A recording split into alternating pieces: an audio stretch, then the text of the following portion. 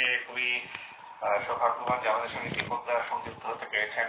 আজকে আমাদের সঙ্গে ইষ্ট আলোচনা করবেন। দীপকদাকে পরিচয় করে দেওয়ার কিছু নেই, দীপকদাকে সবাই চেনেন। পার্কের থেকে আজকে দাদা জয়েন করেছেন এবং শ্রী শ্রী ঠাকুরের এখন ইষ্ট ভক্ত এবং কর্মী। আমি দীপকদাকে অনুরোধ করছি আজকের ইষ্ট আলোচনা করার জন্য। জয় গুরু দাদা।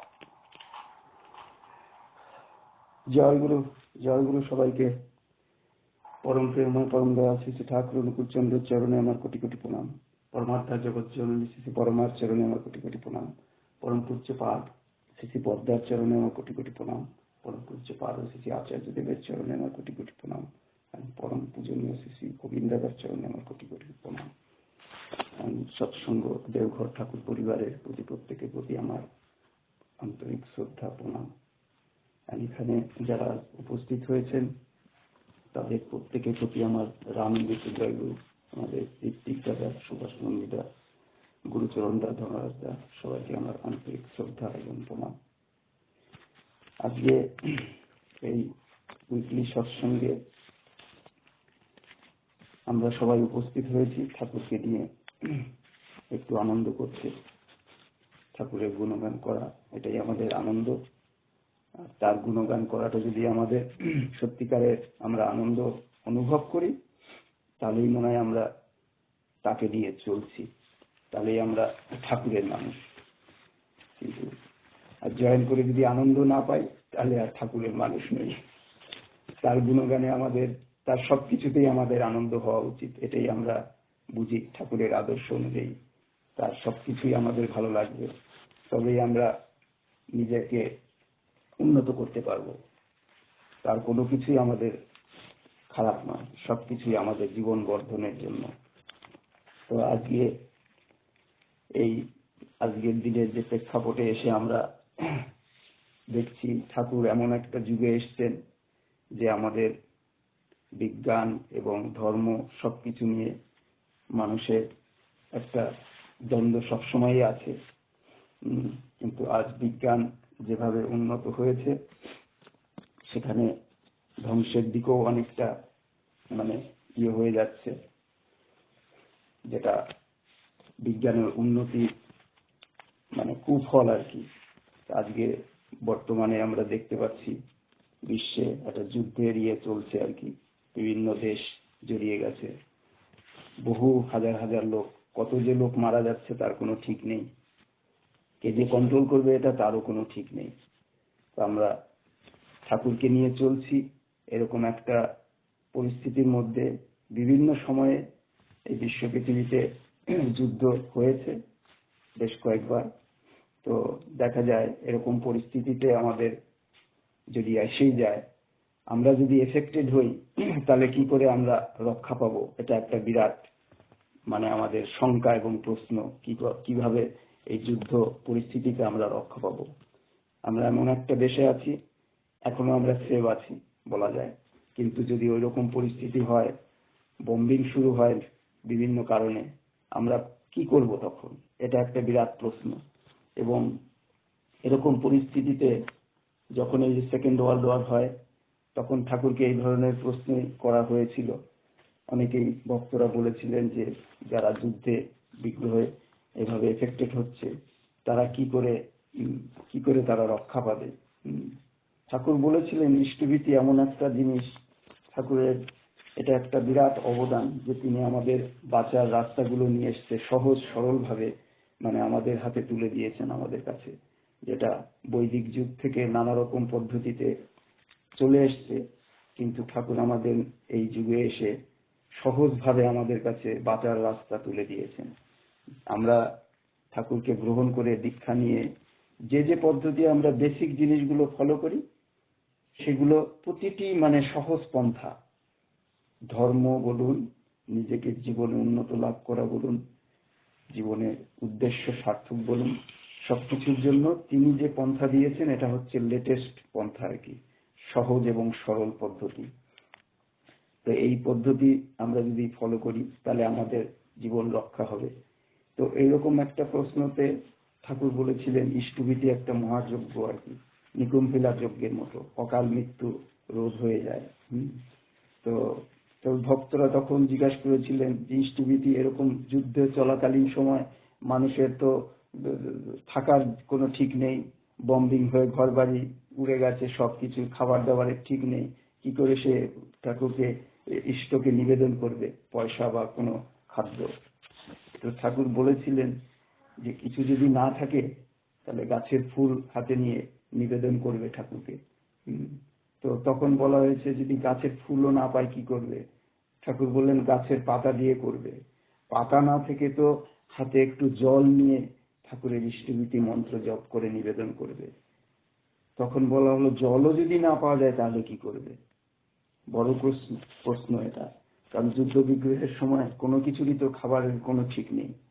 তো ঠাকুর বললেন ওই রকম পরিস্থিতিতে পায়ের তলায় তো মাটি আছে, ওখান থেকে এক মুষ্টি বালি মাটি হাতে নিয়ে ঠাকুরের উদ্দেশ্যে নিবেদন করতে হয় যে দেখো ঠাকুর এই পরিস্থিতিতে আমার তো খাবার কিছুই নেই, না খাদ্য না জল কিছুই নেই আমার কাছে, আমার এই একমাত্র এক মুষ্টি বালি আছে, একমাত্র মাটি আছে, তুমি দয়া করে এটা গ্রহণ করো। তো ঠাকুর বলছেন এইভাবে যদি কেউ নিবেদন করে ওই পরিস্থিতির মধ্যে, তাহলে সেখানে একটা মানে ঈশ্বর সেখানে উপস্থিত হন, ওটা একটা মন্দির হয়ে যায় ওই জায়গাটা। তার সেই আন্তরিকভাবে বিনীত ভাবে ওই রকম পরিস্থিতিতে সে যখন বিনীত ভাবে তাকে ঈশ্বরকে নিবেদন করবে সেই মাটির এক মুষ্টি বালি, তাহলে সেখানে একটা দেবগৃহ তৈরি হয়ে যাবে, সেই জায়গাটায় পুণ্যভূমি হয়ে যাবে। তো এইভাবে আমরা তখন সেইভাবে তিনি অটোমেটিক রক্ষা পাবেন, পরমপিতা তাকে রক্ষা করবেন।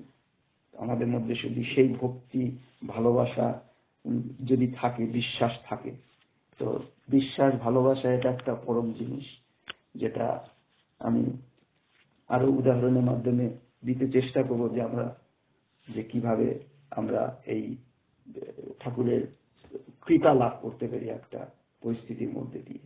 তা আজ দেখুন বিজ্ঞান এমন জায়গায় উন্নত হয়েছে যে অনেক অনেক জ্ঞানী গুণী বিজ্ঞানী অনেকেই ভগবান বা স্পিরিচুয়ালিটির প্রতি কোনো বিশ্বাস নেই, অনেকেই আছেন বহু, আবার অনেকেই আছেন যে তারা ঈশ্বর বিশ্বাস করেন। অনেক বড় বড় সায়েন্টিস্ট আছে তার মধ্যে, অনেক বড় বড় জ্ঞানী গুণী ডক্টর সায়েন্টিস্ট শিক্ষিত লোক, তারা কিন্তু ঈশ্বরকে বিশ্বাস করেন। আমরা ভাবলে অবাক হয়ে যাব যে এত বড় বড় সায়েন্টিস্ট তারা ঈশ্বর বিশ্বাস করতেন, এটা ভাবলেই আমরা অবাক হয়ে যাব।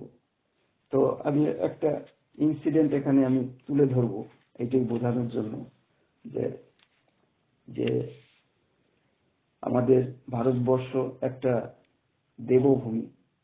হ্যাঁ, সেখানে নানা রকম দেবদেবতা যুগপুরুষোত্তমের আবির্ভাব হয়েছে, অনেক মুনি ঋষি সেখানে এসছেন এবং অনেক ধর্মগ্রন্থ নানা কিছু আছে সেখানে।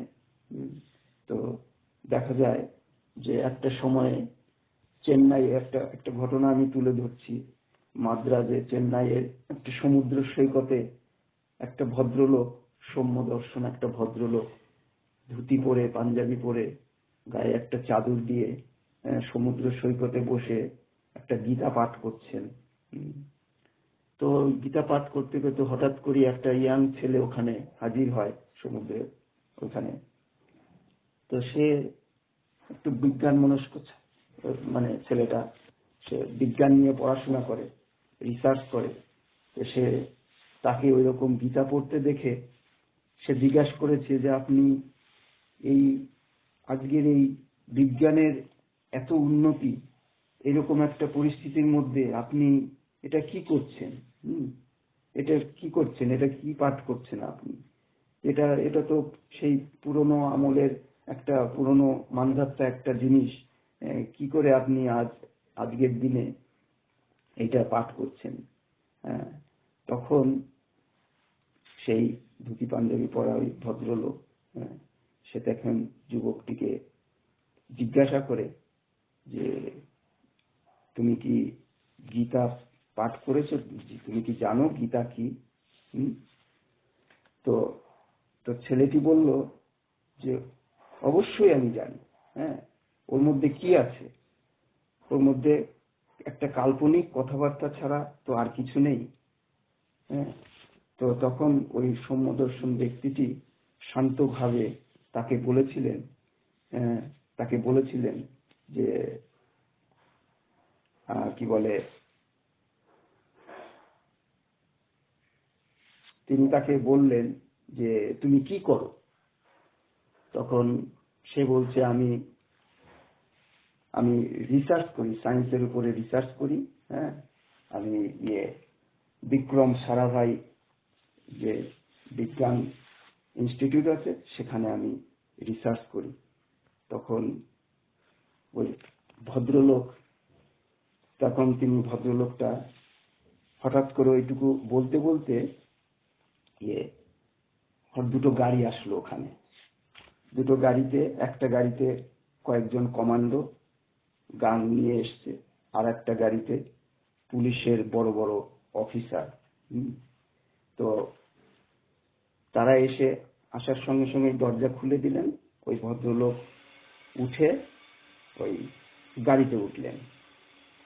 তখন ওই ইয়াং ছেলেটি ভাবছে যে বাবা এই কি লোক, বাবা এরকম কমান্ডো পুলিশের বড় বড় অফিসার এসছে তাকে এখান থেকে মানে গার্ড করে নিয়ে যাওয়ার জন্য, কে জানে বাবা। ও দৌড়ে গিয়ে, সেই লোকটা, ইয়াং ছেলেটা দৌড়ে গিয়ে তাকে জিজ্ঞাসা করছে যে আপনি কে? আপনাকে তো চিনতে পারলাম না। আপনাকে তো আমি চিনতে পারলাম না। তখন লোকটি গাড়ির থেকে হাসি মুখে বললেন যে তুমি এতক্ষণ যে বলছিলে যে তুমি একজন বিজ্ঞানের ছাত্র, তুমি বিক্রম সারাভাই গবেষণা ইনস্টিটিউটে গবেষণা করছো, আমি সেই বিক্রম সারাভাই। তখন বলতে গেলে ছেলেটি একেবারে 440 ডিগ্রি তার শক খাওয়ার মতো অবস্থা হয়ে থমকে দাঁড়িয়ে পড়লেন, কি বলছে। তো এখন সেই বিক্রম সারাভাই দেখুন সমুদ্র তটে আপন মনে ভগবত গীতা পাঠ করছিলেন, আর যে যুবকটি তার সঙ্গে এতক্ষণ কথা বলছিলেন তার নাম শুনলে আমরা অবাক হয়ে যাব। তিনি ছিলেন ভারতবর্ষের প্রাক্তন রাষ্ট্রপতি এবং বিখ্যাত বিজ্ঞানী ডক্টর আবুল কালাম আজাদ। তো ডক্টর আবুল কালাম আজাদ বলেছিলেন যে এই ভারতবর্ষের রামায়ণ, মহাভারত, গীতার মধ্যে মহাবিজ্ঞান লুকিয়ে আছে, আমরা সেটা বুঝতে পারিনি। হ্যাঁ, তাই তিনি কিন্তু রামায়ণ পাঠ করতেন, মহাভারত, গীতা পাঠ করতেন, যেগুলো আমরা সাধারণ মানুষে এগুলো জানি না অনেক কিছু। এবং শুধু তাই নয়, তিনি একজন মুসলিম লোক হয়েও তিনি কিন্তু পুরো নিরামিষ আহার করতেন, ডক্টর আবুল কামাল আজাদ। তো এইভাবে আমরা দেখি কত বড় বড় বিজ্ঞানী তারা কিন্তু প্রকৃতপক্ষে মানে এই যে ধর্মগ্রন্থ, ঈশ্বর বা স্পিরিচুয়ালিটি তারা কিন্তু বিশ্বাস করে। তারা অনেকেই, এবং আজকে নাসাতে কত বড় বড় সায়েন্টিস্ট আছে, সেখানেও কিন্তু অনেক সায়েন্টিস্টরা ঈশ্বর বিশ্বাস করে, এবং এই ধর্মগ্রন্থগুলো আমাদের এই ভারতবর্ষেরই ধর্মগ্রন্থ তারা কিন্তু পাঠ করে বোঝার চেষ্টা করে অনেক কিছুই। দেখা যায় ওই সময় মানে একটা ঘটনা হিসেবে আমাদের একজন বড় সায়েন্টিস্ট বার্নার্ড শ, তিনি কিন্তু ভারতবর্ষে এসেছিলেন এবং বহুদিন তিনি ভারতবর্ষে কাটিয়েছেন, বার্নার্ড শর মতো লোক। এবং ভারতবর্ষে আসার পর অনেকদিন থাকার পরে যখন উনি ফিরে যান, লন্ডনে গিয়ে একটা সেমিনারে তিনি বলেছিলেন যে তোমরা যদি প্রকৃত ধর্ম, আদর্শ এবং ভগবান সম্পর্কে কিছু জানতে চাও তাহলে তোমাদের ভারতবর্ষে যেতে হবে, you must go to India. তখন ওখানকার লোক বলেছিলেন যে আমাদের ইন্ডিয়াতে কেন যেতে হবে, আমরা তো এখানে বসেই জানতে পারবো ভগবানকে। তখন তিনি বলেছিলেন শোনো, তোমরা এখানে বসেও জানতে পারবে, তবে ভারতবর্ষের মানুষের যে সহজ সরল বিশ্বাস, সে বিশ্বাস কিন্তু এই দেশের মানুষের মধ্যে নেই। তো সেটার উদাহরণ হিসেবে উনি একজন ওখানকার লোকাল যারা শ্রমিক, ওখানকার যারা লোকাল শ্রমিক, অনেক ভারতীয় আছে, ওখানকারও আছে, একজন ভারতীয় শ্রমিককে জিজ্ঞাসা করলেন যে তুমি কি ভগবান বিশ্বাস করো, তুমি কি ভগবান জানো, ভগবানকে? তখন সেই ভারতীয় শ্রমিকটি বলেছিলেন যে হ্যাঁ, ভগবান তো, আমি প্রতিদিন আমরা তার আমাদের মঙ্গলের জন্য প্রতিদিন আমরা তার প্রার্থনা করি, হ্যাঁ, তিনি সর্বত্রই বিরাজ করেন, হ্যাঁ, আমি অনুভব করি যে তিনি সর্বত্রই বিরাজ করেন, আমাদের প্রতিটি দৈনন্দিন জীবনের মধ্যে তিনি বিরাজ করেন। এইভাবে এই ভারতীয় মানে শ্রমিকটা বললেন। এবং তখন পরীক্ষামূলকভাবে লন্ডনের বসবাসকারী যারা, ওখানকার যারা স্থানীয় এক শ্রমিককে ডেকে জিজ্ঞাসা করেছিলেন যে do you know what do you mean by God. তখন তাকে বলা হলে সে বলছে what do you mean by God. তাকে যখন বলা হয় যে তুমি ভগবান বলতে কি বোঝো, তখন সে উল্টো করে বলল যে ভগবান বলতে কি বলতে চাচ্ছেন, ভগবান কি, হ্যাঁ, তুমি যদি তার কথা জানতে চাও তবে তার দয়া করে তার নাম্বারটা দাও। সেই লোকটা বলে, তার মানে সে ভগবান কিছুতে বোঝে না, জানে না। সে বলছে তার নাম্বারটা দাও, তাহলে সে কে আমি বলতে পারবো। তো এই হচ্ছে মানে প্রাচ্য পাশ্চাত্যের ধর্ম সম্পর্কে বা ভগবান বিশ্বাস সম্পর্কে মানুষের মানে ধারণা। তো এটা এর থেকে বোঝা যায় যে ভারতবর্ষে একটা প্রাচীন যুগ থেকে যুগে যুগে অবতার মহাপুরুষ আবির্ভূত হয়েছেন এই ধরাধামে আমাদের রক্ষা করার জন্য, আমাদের বাঁচার জন্য, বাঁচা বাড়ার জন্য। তো বিভিন্ন সময়ে দেখতে পাই সেগুলো। এবং পরম প্রেমময় শ্রী শ্রী ঠাকুর অনুকূল চন্দ্র, তিনি আমাদের লেটেস্ট অবতার, লেটেস্ট প্রফেট বা ভগবান। তিনি জন্মেছেন আমাদের অবিভক্ত ভারতবর্ষ বাংলাদেশে 1888 সালে। তিনি নেমে এসেছেন আমাদের বাঁচাবার জন্য, আমাদের উদ্ধারের জন্য, আমাদের রক্ষা করার জন্য। আমাদের শুধু চাই আনকন্ডিশনাল লাভ, যেটা আনকন্ডিশনাল ভাবে স্যারেন্ডার করা তার প্রতি, যেটা আমাদের যদি সেটা হয় তবে আমরা পুরোপুরি যদি তার প্রতি নির্ভর করতে পারি, তবে আমাদের জীবনে সার্থক হবে, জীবন ধন্য হবে, আমাদের মানব জীবন সার্থক হতে পারে তবেই। আর দীক্ষার মধ্য দিয়ে আমাদের এই প্রকৃত স্যারেন্ডার হয়, প্রথম সূত্রপাত বলা যায়। তার প্রতি স্যারেন্ডার মানে এমনি এমনি তো হবে না, তাকে দীক্ষা গ্রহণ করতে হবে। গ্রহণ করাটাই হচ্ছে প্রথম স্যারেন্ডার তার প্রতি। তো ওটার থেকেই শুরু।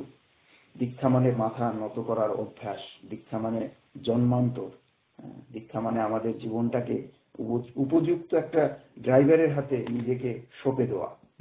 আমরা যদি সেই উপযুক্ত ড্রাইভারের হাতে নিজেকে সঁপে দিতে পারি, তাহলে প্রকৃত পূজা হবে। পূজা মানে পুরুষোত্তমের পূজা, যেখানে ঠাকুর অনুকূল চন্দ্র বলছেন B adjusted and do good, that is the worship of god. এটা ঠাকুর বলছেন, B adjusted and do good. তার মানে নিজেকে মানে সংশোধন করে অ্যাডজাস্ট করতে হবে সবকিছুর সাথে, উন্নত করতে হবে, পবিত্র করতে হবে এবং ভালো কিছু করতে হবে। আজকে তিনি দেখুন আচার্য পরম্পরা রেখে গিয়েছেন। পরম পূজ্যপাদ শ্রী আচার্যদেব আমাদের প্রেরণা দিয়ে, ভালোবাসা দিয়ে বিং অ্যান্ড বিকামিং, সেই বাঁচা এবং বাড়ার রাস্তা সুগম করে দিয়েছেন, আমাদের পরিচালিত করে চলেছেন নিরন্তর ভাবে। কত লক্ষ লক্ষ মানুষ তার কাছে তার ভালোবাসা, তার মানে আদেশ নির্দেশ এবং কৃপা লাভের জন্য আমরা যাচ্ছি, লক্ষ লক্ষ মানুষ প্রতিদিন। তো তিনি একজন, দেখুন পরম পূজ্যপাদ আচার্যদেব, তিনি একজন ভক্তকে বলছেন যে আমি একজন মানুষের ঘাড় দেখলে বুঝতে পারি যে সে জীবন সংগ্রামে কতটা শক্তিশালী, জীবন সংগ্রামের জন্য, জীবন যুদ্ধের জন্য কতটা শক্তিশালী তিনি একটা লোকের ঘাড় দেখে বুঝতে পারেন, তিনি বলছেন। তাই তিনি বুঝতে পারেন এবং বলেন যে আমরা অনেকেই এখনো পুরোপুরি ঠাকুরের হতে পারিনি। তাই তিনি বলছেন যে আমাদের চলাটা এমন হওয়া উচিত যে সকল সময় আমি ঠাকুরের, তিনি বলছেন যে এই ভাব নিয়ে চলতে হবে যে আমি যখন স্নান করছি, হে ঠাকুর তুমি আমার সঙ্গে আছো, এই ভাব রাখতে হবে।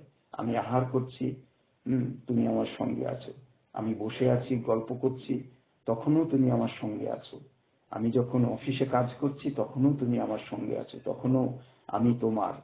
তার মানে কি প্রতি মুহূর্তে আমি যখনই যা কিছু করছি মনে করতে হবে তিনি আমার সঙ্গে আছেন, এবং তিনি যদি সঙ্গে থাকেন তাহলে আমি সত্যিকারেরই কোনো কিন্তু খারাপ কাজ করতে পারবো না, কারণ তিনি আছেন, তিনি দেখছেন। এটাই হচ্ছে আমাদের জীবন চলার একটা সহজ সরল একটা তুক, যেটা পরম পূজ্যপাদ আচার্যদেব আমাদেরকে ধরিয়ে দিয়েছেন, যে কিভাবে আমরা সঠিকভাবে নিজেদেরকে অ্যাডজাস্ট করব, নিজেদেরকে ভালোভাবে চালাবো। ঠাকুর যেটা বলেছেন, B adjusted and do good. তো এটা যে প্র্যাকটিক্যালি কিভাবে সম্ভব, আচার্যদেব কিন্তু মানে যখন যখন এই আচার্যদেবরা আসছেন ঠাকুরের এই পদ্ধতি অনুযায়ী দেখছি আমরা, মানে এখন 4th জেনারেশন, প্রতিটি সময়ই আমরা নানা ঘটনার মধ্যে দিয়ে নানাভাবে আমরা দেখতে পাই তিনি কিভাবে আমাদেরকে পরিচালনা করছেন, গাইড করছেন সঠিকভাবে। তো তাই তিনি এই পরম পূজ্যপাদ আচার্যদেব, বর্তমান আচার্যদেব, তিনি বলেন, একবার যদি অন্তরের একান্ত জায়গার সাথে আমাদের তার প্রতি প্রেম আনা যায়, আমাদের হৃদয়ের মধ্যে যদি তার প্রতি প্রেমটা আনা যায় অন্তরের ভিতরে, তাহলে প্রত্যেকটা মানুষ মহাপুরুষ হয়ে যাবে তিনি বলছেন। মানে একদম হবেই হবে, এরকম ভাবে তিনি কিন্তু জোর দিয়ে বলছেন। আর আমি এটাই চেয়ে আসছি যে সব ঘরে ঘরে মহাপুরুষ জেগে উঠুক, এটাই বলছেন তিনি। আর এটা সম্ভব যদি আমরা সবাই ঠাকুরকে গ্রহণ করি এবং তার আদর্শকে বুঝে আমাদের জীবনে বাস্তবায়িত করতে পারি, এবং তার নাম, তার আদর্শকে সবার কাছে পৌঁছে দিতে পারি। তো এটা একটা বিরাট কাজ আমাদের, এবং এই কাজের মধ্যে দিয়ে কিন্তু আমাদের মঙ্গল। তার নাম নিলাম, দীক্ষা নিলাম, শুধু ইষ্টভীতি করলাম, কি প্রার্থনাটা করলাম, প্রতিদিন আমার নিজের মতো চলছি, বাকি সবকিছুই কাজকর্ম, সংসার সবকিছু, এটুকুই সব নয়। এটুকু করলে তাহলে আর ঠাকুরের আদর্শকে বাস্তবায়িত করা যাবে না। ঠাকুর যে কারণে তিনি এসছেন এই বিশ্ব পৃথিবীতে, সেটার কোনো আমরা মানে সামিল হতে পারবো না সেই কাজে। তো শুধু ইষ্টভীতি আর প্রার্থনা করে চুপ করে নিজের কাজ নিয়ে ব্যস্ত থাকলেই হবে না। তো নিজের কাজ বলতে এই যে ঠাকুর যে মানে উদ্দেশ্য নিয়ে এসছে সেই কাজ করাটাও নিজের কাজ, এইটা যদি ভাবতে পারি, তবে কিন্তু আমাদের প্রতিদিনের প্রতিটি মুহূর্ত আমরা তাকে নিয়ে থাকতে পারি। আমাদের কাজকর্ম, চাকরি, সংসার সবকিছুই আমাদের পার্ট অফ লাইফ, ওগুলোকে বাদ দিয়ে কিছু নয়। কিন্তু তিনি বলছেন প্রতিটি কিছুর মধ্যে দিয়েই তাকে যেন অনুভব করা। একটা রান্না করব আমরা, তখনও যেন তার নাম করি, আমরা তার নাম, বীজ নামটা যেন জপ করি, কারণ বীজ নাম এমন একটা শক্তি যে নাম করলে পারে ওই খাদ্যের গুণাগুণটা মানে ভালোভাবে থাকে তার মধ্যে, এবং সেটা মানে হেলদি ফুড হিসাবে তৈরি হয় হাইজিন ভাবে। তো এই যে ঠাকুরকে সবসময় স্মরণ করা, প্রতিটি কাজের মধ্যে তাকে নিয়ে চলা, কাজে কর্মে সব জায়গায় তার কথা যদি বলা যায় একটু চেষ্টা করা, মানে চেষ্টা না করাই মানে কিন্তু মানে অধমের কাজ। ঠাকুর বলছেন চেষ্টা না করাই কিন্তু ব্যর্থতা। চেষ্টা করে যেতে হবে যতটা সম্ভব কাজে কর্মে সমস্ত জায়গায় ঠাকুরকে যদি একটু একটু করেও হই, একটু একটু হলেও সেটাও একটা কাজ। তো এইভাবে কিন্তু আমাদের করা উচিত, যেটা আচার্যদের মানে অনেক সময় মানে নানা সময় আমাদের উদ্দেশ্যে নানা ঘটনা তুলে ধরেন প্রাচীন কাহিনী থেকে, ধর্মগ্রন্থে যেগুলো আছে সেগুলো থেকে উনি তখন কখনো কখনো এরকমও বলেন যে দেখুন যে এই যে রামচন্দ্র যখন সীতাকে উদ্ধারের জন্য যখন ব্রিজ বানানোর করতে যাচ্ছিল, তখন একটা কাঠবিড়ালি সেও ভাবলো পরম পিতার কাজ, আমি কি করে হেল্প করতে পারি। গাটাকে ভিজিয়ে নিয়ে বালিতে গড়াগড়ি খেয়ে তারপরে গিয়ে বালিটা ঝেড়ে আসছে যেখানে সেই ব্রিজটা বানানো হবে। তো এই যে একটা কাঠবিড়ালি, সেও অনুভব করছে যে পরম পিতার কাজ হচ্ছে, একটু হলেও কাজ, সেটা একটু একটু করে বালি দেওয়াটা, সেটাও তার অনুযায়ী সেটা একটা মহৎ কাজ। তো একটা ছোট্ট কাঠবিড়ালি কিছু বালি দিয়ে যখন একটা মহৎ কাজ করছে, আমরা একটা পূর্ণাঙ্গ মানুষ, আমরা সর্বশ্রেষ্ঠ জীব, ঈশ্বর আমাদের বহু কৃপা করে আমাদেরকে সর্বশ্রেষ্ঠ করে পাঠিয়েছেন এই বিশ্ব পৃথিবীতে। আমাদের ক্ষমতার আনলিমিটেড। তিনি বলছে আমাদের ক্ষমতা আনলিমিটেড। আমরা বিশ্ব দুনিয়া চুরমার করে দেওয়ার মতো ক্ষমতা আমাদের মধ্যে আছে। তিনি আমরা দেখতেই পাচ্ছি আজ একটা atom bomb, nuclear bomb, missile, নানা কিছু তৈরি করে আমরা ধ্বংস করে দিচ্ছি। কত ক্ষমতা আমাদের। তো ঠাকুর বলছেন ঠাকুরের কাজটা ওইভাবে, তার যে ক্ষমতা আমাদের মধ্যে আছে ঠাকুরের কাজের জন্য যেন কিছুটা হলেও আমরা নিয়োজিত করি নিজেকে। আর এইভাবে করতে করতেই কিন্তু আমরা ঠাকুরের হয়ে যাব। ঠাকুর এমনি ভাবে ঠাকুরকে নিয়ে চলা যায় না। শুধু বললাম যেটা সুবৃষ্টিভীতি আর প্রার্থনা করার মধ্যে দিয়েই, কি অকেশনাল একটু সৎসঙ্গে জয়েন করা, কখনো কখনো একটু উৎসবে হাজিরা দেওয়া, এইটুকুর মধ্যে দিয়ে শোন না। দিনের মানে বছরের দেখুন কত দিন কত সময় আমাদের রয়েছে তার মধ্যে। তো প্রতিটি মুহূর্তের মধ্যেই ভাবতে হবে, যদি সম্ভব হয় সবকিছু মানে ব্যালেন্স করে যদি ঠাকুরকে আর একটু সবার কাছে পৌঁছে দিতে পারি, তবে সেটা হবে মহৎ কাজ। আর তাই ঠাকুর অনুকূলচন্দ্র বলেছেন যে আমি চাই আপনারা যে রাস্তা দিয়ে চলবেন আপনাদের স্পর্শে রাস্তার ধুলি সোনা না হয়ে সুধা হবে, সুধা হয়ে উঠবে। তিনি বলছেন আমরা যে রাস্তা দিয়ে যাব সেই রাস্তার ধুলি সোনা না হয়ে সুধা হয়ে উঠবে। তিনি বলছেন সুধা মানে সোনা তো পৃথিবীর জিনিস, তা তো কিনতে পাওয়া যায়, কিন্তু সুধা হলো স্বর্গের জিনিস, তা অমূল্য। ঠাকুর বলছেন এইভাবে যে সেটা অমূল্য। তো আপনাদের স্পর্শে মানুষ সুধা স্বাদ লাভ করুক, এটা তিনি চাইছেন। এমনি উদাহরণ হিসেবে তিনি তুলে ধরছেন ক্রাইস্ট যে বলেছিলেন যারা তোমাদের কথা নেবে না তাদের বাড়িতে তোমাদের পায়ের ধুলো ঝেড়ে এসো। তাদের বাড়িতে পায়ের ধুলো ঝেড়ে এসো। আমার মনে হয় ঠাকুর বলছেন যে আমার মনে হয় তার মানে হলো আজ যারা মূরতা বসে তোমাদের কথা নিতে পারছে না, পরে একদিন তারা হয়তো তোমাদের ওই পায়ের ধুলোর অমৃতময় প্রভাবে প্রভাবিত হতে পারে। এইটা কিন্তু ঠাকুর এই জিনিসটাকে ব্যাখ্যা করে এইভাবে বের করেছেন যে এটাই তার মনে হয়েছে যে মানে যদি আমরা অনেকেই আজকে দেখুন ঠাকুর যেহেতু খুবই রিসেন্ট, ঠাকুর এসছেন খুবই রিসেন্ট, যখনই দেখুন মানে আমার প্র্যাকটিক্যাল কথা বলছি, যখন আমি কর্মক্ষেত্র নানা জায়গায় কখন অদীক্ষিত অবাঙালি বিভিন্ন দেশের, কারণ আমরা অস্ট্রেলিয়া আছি, সব বিভিন্ন দেশের লোক এখানে। এখানে অস্ট্রেলিয়ান বলে আলাদা কিছু নেই একমাত্র অ্যাবরিজিনাল ছাড়া। ইন্ডিজিনিয়াস পিপল অরিজিনাল, এছাড়া বাকি সবই তো আমরা বিভিন্ন দেশ থেকে এসেছি। তো যখন বিভিন্ন মানুষের কাছে ঠাকুরের কথা তুলে ধরি তখন তারা এটাই বলে তো জানি না ইনি যে একজন মহাপুরুষ, যুগ পুরুষোত্তম বা ভগবান বা প্রফেট, আমি তো শুনিনি এর আগে। তখন তাকে বোঝাতে হয় যে তিনি এই সময় এসছেন, এই দাঁড়িয়ে এই লোক তাকে গ্রহণ করেছে বা এই তার কাহিনী। যার যতটুকু সময় সেই বুঝে তাকে সেইটুকু দিতে হয়, কারণ সবার পাত্র একরকম নয়। সবার পাত্র একরকম নয়।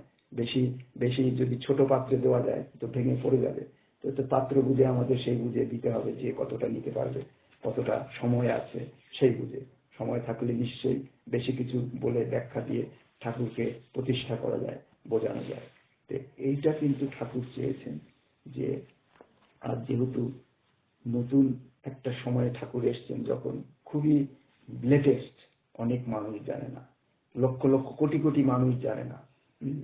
তারপরেও যেটুকু মানুষ জেনেছে, আমরা যদি সবাই যদি একটু একটু করে সেই কাঠবিড়ালির মতো একটু একটু করে যদি আমরা ঠাকুরের বার্তা পৌঁছে দিই সবার কাছে, তাহলে কিন্তু আমরা ঠাকুরের পথে এগোতে পারবো। তো রিসেন্ট একটা মানে এটা ব্যক্তিগত যদিও, মানে আমি কার্যক্ষেত্রে একটা জায়গায় সিটির মধ্যেই একটা একটা মেয়েকে, মাসখানিক আগের ঘটনা, মানে 25-26 বয়স আর কি, কয়েক মুহূর্ত টাইম ছিল, অল্পক্ষণের জন্য আমি ঠাকুরকে নিয়ে একটু বলার চেষ্টা করলাম। বলে আমি তাকিয়ে দেখলাম সে মুগ্ধ হয়ে শুনছে ঠাকুরের কথা যা বলছি।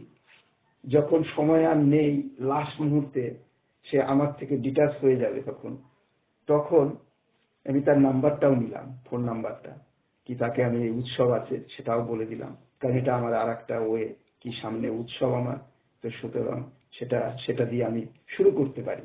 হ্যাঁ, যাজনটা ওখান থেকেই শুরু হতে পারে, যে উৎসবের ইনভাইটেশন, দেখো এই একটা উৎসব হচ্ছে, এই সেই ব্যক্তি, তখন কে ব্যক্তি, তখন ঠাকুরকে নিয়ে আলোচনা করা।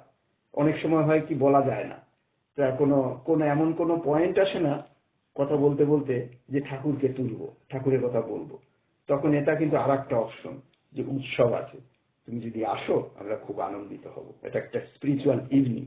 হ্যাঁ, যেখানে বিভিন্ন ধর্মের লোক আসে। তো এই করে যখন কিছুক্ষণ তাকে বললাম, তখন আমি তাকে কিছু মানে তাকে লিঙ্ক দিয়ে দিলাম, কিছু ইন্ডিকেশন দিয়ে দিলাম, কোন একটা বইয়ের নাম দিয়ে দিলাম। ওইগুলো তাকে যখন দিয়ে দিলাম, আমি ফোনে পাঠিয়ে দিলাম, তো তখন বলছে যাওয়ার আগে যে তুমি আমাকে সত্যি একটা অদ্ভুত জিনিস আমাকে দিলে। আমার এখন যাওয়ার ছিল বন্ধুদের সাথে মজা করতে, করতে, আমি মনে হয় সেখানে যাব না, আমি এই যে তুমি যা দিলে এইটা আমি আগে দেখব, আমি গুগলে সার্চ করে তোমার ফোনে যা দিলে আমি ওইগুলো আগে দেখব, তারপরে আমার সময় থাকলে যাব। তো এই দেখুন, আমি তখন অবাক হয়ে গেলাম যে ঠাকুর তোমার কি মহিমা, এ কিছুই জানে না ঠাকুর সম্পর্কে। আমি অল্প মুহূর্তের জন্য যেটুকুই বললাম সেটুকুতেই সে মানে মানে আশ্চর্য হয়ে গেল, যেহেতু আমি জানি না, জানতাম না, এবং জানার আগ্রহ তৈরি হলো। তো এইভাবে যদি একটু একটু করে নানা মানে অজুহাত খুঁজেও যদি আমরা ঠাকুরকে টাচ করিয়ে দিই, তাদের কাছে পৌঁছে দিই দুটো একটা কথার মধ্যে দিয়ে, তাহলে মনে হয় দেখা যাবে আমাদের অজান্তেই তারা কিন্তু মুগ্ধ হয়ে যাচ্ছে। তারা মুগ্ধ হয়ে যাচ্ছে। তো এইভাবে আমরা যদি ঠাকুরের কে নিয়ে চলতে পারি, হ্যাঁ, দীক্ষা হবে কি না হবে আমাদের জানা নেই, তিনি আছেন পরমপিতা, তিনিই জানেন তার সন্তানকে কখন তার চরণে নিয়ে আসবেন টেনে। তিনি টানার মালিক তিনি, কিন্তু আমি আমার কাজটুকু করতে পারি, তার খবরটা পৌঁছে দিতে পারি। হ্যাঁ, তার খবরটা পৌঁছে দিতে পারি, এছাড়া তো আমি কিছু বলতে পারি না। তো এই দেখুন, এরকম প্রসঙ্গেই অনেক কি বলে, ঠাকুরের সময়কারী, ঠাকুরের একটা কথা মনে পড়ে গেল হঠাৎ করেই এই প্রসঙ্গে। ঠাকুরকে এরকম এক ভক্ত জিজ্ঞাসা করেছিলেন যে ঠাকুর, আমরা এই যে যাজন করব, হ্যাঁ, আপনি যদি অবতার মহাপুরুষ যুগপুরুষোত্তম ভগবানই হবেন, তাহলে আবার যাজন করার কি দরকার? লোকে তো এমনিই ছুটে আসবে আপনার কাছে। হ্যাঁ, যাজনের কি প্রয়োজন? হ্যাঁ, কারণ সূর্যকে তো অন্ধকারে ঢেকে রাখতে পারে না, লোক আলো থাকলে আসবেই। তো আপনি যদি সেই রকমই হবেন, তাহলে আমাদের যাজনের কি প্রয়োজন? তো কি প্রয়োজন? তো ঠাকুর শুনে মৃদু হেসে বললেন যে ঠিকই বলেছ, কিন্তু হ্যাঁ, যখন ফুলের বাগানে ফুলে গন্ধ ছড়ায়, গন্ধটা কিন্তু নাকে আসে না সরাসরি। হ্যাঁ, ওই গন্ধবাহী বাতাস দরকার হয়। ফুলের সুগন্ধটা তো আপনার নাকে আসবে না যতক্ষণ না গন্ধবাহী বাতাস সেখানে প্রবাহিত হয়। ওই গন্ধবাহী বাতাসটাই ওই গন্ধটাকে আপনার নাকে নিয়ে আসবে। আর সেই বাতাস যদি গন্ধবাহী বাতাস না থাকে, তাহলে কিন্তু ওই অত সুন্দর গন্ধ কেউ বুঝতে পারবে না, ওই বাগানেই পড়ে থাকবে। তেমনি করে ঠাকুর কিন্তু উদাহরণ দিলেন যে আমরা হচ্ছে সেই গন্ধবাহী বাতাস, আমাদেরকে সেই গন্ধবাহী বাতাস হতে হবে। আমরা যদি গন্ধবাহী বাতাস না হয়ে দুর্গন্ধবাহী ভাবে চলি, আমরা যদি ঠাকুরকে পরিবেশন করতে গিয়ে যদি আমার অন্য কথা বলি, আমার অর্থ, বৈভব, আমার সম্পত্তি বা আমার পার্সোনাল মানে অহংকারের জিনিসগুলো যদি মানে পরিবেশন করি, তাহলে আর কি ঠাকুরকে পরিবেশন করা হবে না। তো সুযোগ পেলে আমাদের ব্যক্তিগত, ঠাকুর যদিও বলেছেন ব্যক্তিগত বলতে ঠাকুরকে নিয়ে চলা মানে সবকিছুই তারই, তাকে নিয়ে যদি চলি তাহলে তার সবকিছুই আমার ব্যক্তিগত। তো সেই ভাবটা এখনো তো আমাদের মধ্যে হয়নি, আমরা এখনো পিছিয়ে আছি। তো যাই হোক, সেই ব্যক্তিগত ভাব নিয়ে, স্বার্থান্বেষী ভাব নিয়ে যদি আমরা আত্মপ্রতিষ্ঠা করি, নিজের কথা, নিজের গল্প, পরিবারের গল্প, যেগুলোর মধ্যে ঠাকুরের গন্ধও নেই, ঠাকুরের কোনো আদর্শের কথাই নেই তার মধ্যে, ওই গন্ধবাহী বাতাস হয়ে লাভ নেই। ঠাকুরের গন্ধ নিয়ে আমাদের যেতে হবে। প্রতিটি কিছুর মধ্যেই সুযোগ নিয়ে ঠাকুরকে যদি দুটো একটা সেন্টেন্সও যদি ঠাকুরের বাণী শুনিয়ে করতে পারি, তাহলেও সেটা ঠাকুরের কিছুটা কাজ, ওই কাঠবিড়ালির মতো। তো আমরা যদি সত্যিকারের ওই কাঠবিড়ালির মতো হই, বড় সন্ধ্যা মার্কা কেউ হওয়ার দরকার নেই। একটা কাঠবিড়ালি হয়েই আমরা যদি মনে করি নিজেকে, তাহলেও হবে। সেই কাঠবিড়ালির মতো একটু একটু করে আমরা ঠাকুরের কাজ করব। তো যাই হোক, এটাই আমার উপলব্ধি ঠাকুরকে নিয়ে চলার। তো আপনারা সবাই ভালো থাকবেন। আমাদের উৎসব আছে, এই যে 18ই এপ্রিল পার্থের উৎসব। আপনাদের সবাইকে জানানোর চেষ্টা করেছি, যদি আপনারা এখানে আসেন এই উৎসবকে সাফল্য মণ্ডিত হবে, আমরা খুবই আনন্দিত হব। আপনাদের সমস্ত ব্যবস্থা এখানে আমরা করব, আপনারা যদি আসেন। তো আমরা রিসেন্টলি, জানি না এটা বাস্তবভাবে সম্ভব কিনা, তবে মাসখানেক আগে একজনকে আমার যাজন করলাম, সে নিউজিল্যান্ডে, সে এখানে থাকেও না, সে থাকে এখান থেকে প্রায় 300 কিলোমিটার দূরে। তাকে আমি বললাম যে ভাই, তুমি যদি আসো, তোমার থাকা খাওয়ার বন্দোবস্ত আমরা করব। সে খুব আশ্চর্য হলো, বললো ঠিক আছে, আমি দেখবো, আমি তো মাইনিং এ চাকরি করি, আমার ওই সময় যদি ছুটি থাকে তাহলে দেখবো। তো এইভাবে নিজেকে পজিটিভ ভাবে নিজেকে ঠাকুরের কাছে এগিয়ে দেওয়ার জন্য চেষ্টা করা। হ্যাঁ, হবে কি হবে না ও ভাবার কিচ্ছু নেই, আমাদের কাজ হচ্ছে পরিবেশন করা। হ্যাঁ, তার তার সুগন্ধটাকে আমরা যদি একটু একটু করে পৌঁছে দিই, ওইটাই যথেষ্ট।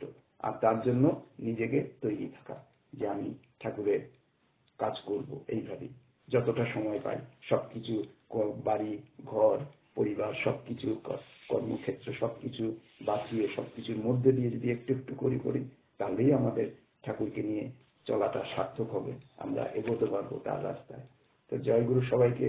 সবাই ভালো থাকবেন, আর চেষ্টা করবেন যদি আন্তরিকভাবে যদি এখানে উৎসবে আপনারা আসতে পারেন, তাহলে আমরা খুবই আনন্দিত হব।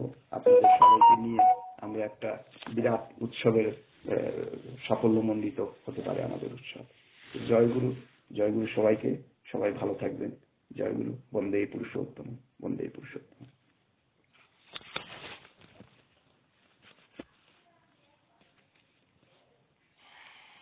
জয়গুরু। জয়গুরু দীপকদা, অত্যন্ত সুন্দর ইষ্ট আলোচনা, আমরা মুগ্ধ হয়ে শুনছিলাম আপনার কথা।